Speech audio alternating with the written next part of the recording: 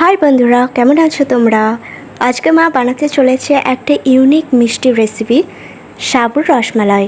হয়তো অনেকেই শোনেনি, কিন্তু একবার খেলে মনে রাখবে সারা জীবন। তো রেসিপিটা শুরু করা যাক। প্রথমে মা সাবু নিল। সাবু সাধারণত ছোট ছোট হয়, জল দিলে ফুলে ওঠে। তো জল দিয়ে ভিজিয়ে রাখতে হবে পুরো একদিনের জন্য বা সারা রাতের জন্য। তো একদিন পরে ফিরে এসেছি, দেখো সাবুটা কত সুন্দর ফুলে গেছে আর নরম নরমও হয়ে গেছে। এবার মা সাবুগুলোকে এভাবে ছানতে রইলো যতক্ষণ না ব্যাটারের মতো হয়ে যায়।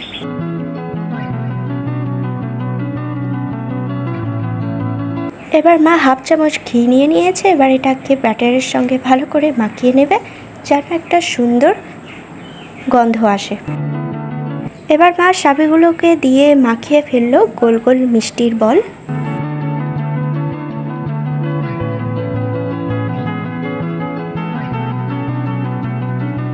দেখুন কতগুলো সুন্দর সুন্দর ছোট মিষ্টি হয়ে গেছে। এবার কড়াই বসানো হলো চুলায়। এবার দুধ ঢালা হলো, ধীরে ধীরে গরম হচ্ছে। তার মধ্যে মা দিল দুটো তেজপাতা, গরম মশলা, সামান্য নুন আর চিনি স্বাদ মতো।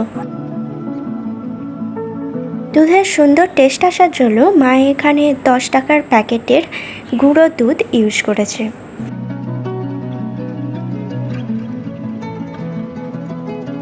দুধটা এখন ফুটতে শুরু করেছে আর ফোটার সঙ্গে সঙ্গে কত সুন্দর গন্ধ বেরিয়েছে। ধীরে ধীরে দুধ ঘন হয়ে আসছে আর রঙও পাল্টে ক্রিমি হতে চলেছে।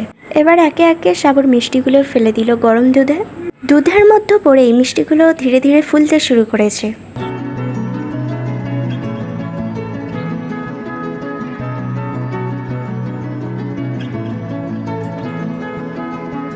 মিষ্টিগুলো দেবার পর কিছুক্ষণ ফুটিয়ে নেওয়া হলো। তো এভাবে রেডি হলো আমাদের আজকের স্পেশাল সাবুর রসমালাই। দেখে যেমন সুন্দর, খেতেও তেমন অসাধারণ। মা তো খুশিতে 1 চামচ খেয়েই ফেললো।